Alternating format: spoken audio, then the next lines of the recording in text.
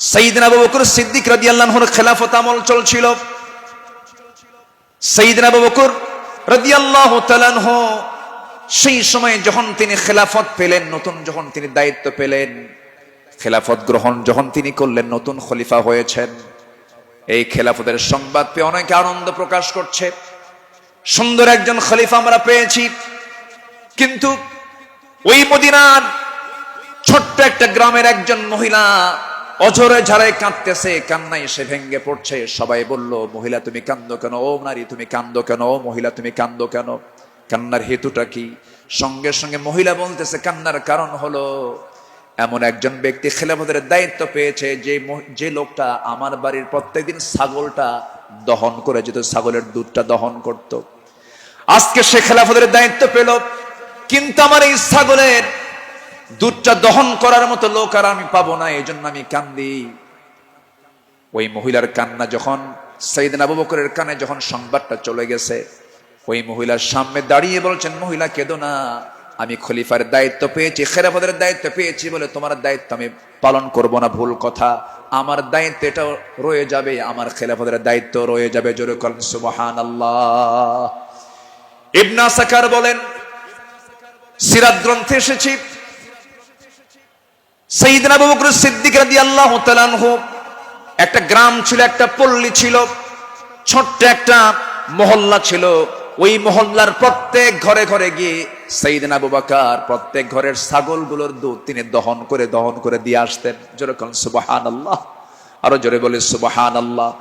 শ্রেষ্ঠত্বের কাতারে থেকেও নিরহংকারী হয়ে তারা জনগণের খাদেম ছিলেন, জনগণের খেদমত তারা করেছেন। রাতের বেলা একদিন তিনি খালি পায়ে হাঁটতেছেন। কি পায়ে বলেন? পায়ে হাঁটতেছেন। সাইয়েদনা ওমর ফারুক দেখে বলছেন, আমিরুল মুমিনিন, আপনি খালি পায়ে হাঁটেন কেন?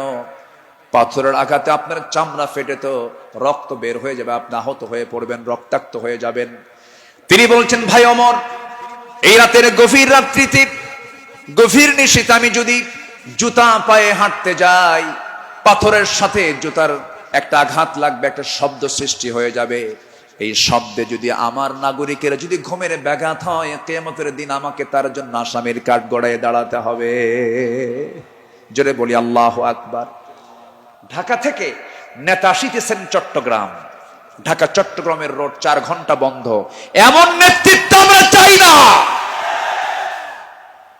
আমরা শাসক দেখতে চাই, জনগণের শাসক, ঠিক কিনা? আমরা কিসের শাসক দেখতে চাই? যাকে দেখলে ওমরের কথা মনে হবে, যাকে দেখলে আবু বকরের কথা মনে হবে, যাকে দেখলে ওসমানের কথা মনে হবে।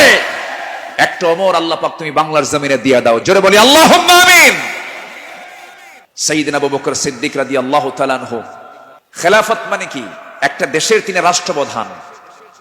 রাতের বেলা তিনি চলে গেছেন হলো প্রতিবেশীর ঘরে। কোন প্রতিবেশী? যে প্রতিবেশীর স্বামী নাই, ছেলে নাই, মেয়ে নাই। যেই মহিলার তিনি খেদমত করতে গেছেন তার চোখটাও নাই, বয়োবৃদ্ধ জ্ঞান বৃদ্ধা একজন নারী, সচেতন একজন নারী। তিনি তার খেদমত করার জন্য খেলাফতের দায়িত্ব পাওয়ার পরও তিনি চলে গেছেন। দরজায় নক করেছেন, খেদমত করলেন, বের হয়ে আসছেন। পরের রাত্রিতে সাইয়েদনা ওমর ফারুক রাদিয়াল্লাহু আনহু তিনি ভাবলেন, আমার ভাই আবু বকর তো খেলাফতের দায়িত্ব পেয়েছেন, উনি কি খেদমত করতে পারছেন কিনা জানি না, উনি চলে গেছেন খেদমত করার জন্য। দরজায় তিনি নক করেছেন, বুড়িমা, আপনার খেদমতের জন্য আমি এসেছি, আমি ওমর আসছি। কে? প্রয়োজন নেই। কেন? কিছুক্ষণ আগে একজন খেদমত করে চলে গেছে। উনি ভাবলেন যে খেদমতটা কে করতে পারে। পরপর তিনি 3 রাত ওই বুড়ি মহিলার ঘরের পাশে গিয়ে আড়ালে তিনি দাঁড়ালেন, খুঁজে পাচ্ছেন না, কখন ঢোকে তাও টের পাওয়া যায় না। তৃতীয় রাত্রিতে তিনি বুঝতে পারলেন একটা মানুষ খালি পায়ে ভিতরে ঢুকলো, কিন্তু অন্ধকার তো দেখতে পান নাই। ভিতরে ঢুকে খেদমত করে বের হতে নিলেই পিছন দিক থেকে ওমর ফারুক তার হাত চেপে ধরেছেন। চেপে ধরেই দেখেন কেউ না, খলিফা আবু বকর সিদ্দিক রাদিয়াল্লাহু তাআলা। তিনি বললেন, আমিরুল মুমিনিন, একটা রাষ্ট্র পরিচালনা করতে নিয়ে কত পরিশ্রম করতে হয়, রাতের বেলা বিশ্রামের প্রয়োজন হয়, দিনের বেলাও পরিশ্রম করেন, রাতের বেলা এমনটা করলে আপনি অসুস্থ হয়ে পড়বেন, অন্তত আমাদের কিছু খেদমতের জন্য আমাদের কিছু কাজ রেখে দেন। তিনি বলছেন, ভাই ওমর, হাসরের ময়দানে আমার আমল নামা তোমার পিঠে যাবে না, আমার কাজ আমাকে করতে দাও।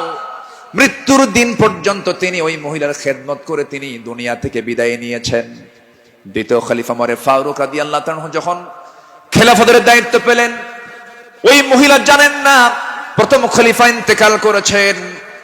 খেলাফতের দায়িত্ব যেদিন পেয়েছেন সেই দিনই রাত্রে বেলায় ওমর ফারুক তিনি চলে গেছেন মহিলার ঘরে, দরজায় নক করে ভিতরে ঢুকেছেন। মহিলা জানেন না খাদেম চেঞ্জ হয়েছে। ভিতরে তিনি সব কাজগুলো করলেন, রান্না বান্না করে দিলেন, কাপড় চোপড় ধুয়ে দিলেন, খাবার দাবার ধুয়ে দিয়ে পরিষ্কার করে তিনি বের হয়ে আসলেন। মহিলা অন্ধ মানুষ, বসেছেন খাবার খেতে, সামনে খেজুর নিয়ে যখন বসেছেন, খেজুর একটা মুখে নেওয়া মাত্রই দাঁতের নিচে যখন খেজুরের বিচি যখন পড়ে গেছে, সঙ্গে সঙ্গে মহিলা বলতেছেন ইন্না লিল্লাহ। তিনি চোখের পানি ফেলে দিয়া কেঁদে কেঁদে বলতেছেন, বুঝতে পেরেছি আমার আসল খাদেম আবু বকর আর দুনিয়াতে নাই। আমার আবু বকর যখন আমার খেদমত করতে আসতো, যখন সে খেজুরগুলো আমাকে ধুয়ে দিত, শুধু খেজুর শুধু ধুয়েই দিত না, খেজুরগুলো ধুয়ে ভিতরের যে বিচিগুলো আছে বিচিগুলো সরায় আমার সামনে রেখে দিত, যেন আমার খেতে কোনো কষ্ট না হয়। জোরে বলে সুবহানাল্লাহ, আর জোরে বলে সুবহানাল্লাহ। শাসক ছিলেন, শাসকের কাতারে থেকেও তারা নিরহংকারী হয়ে জনগণের সেবা করেছেন। আল্লাহু আকবার বলে।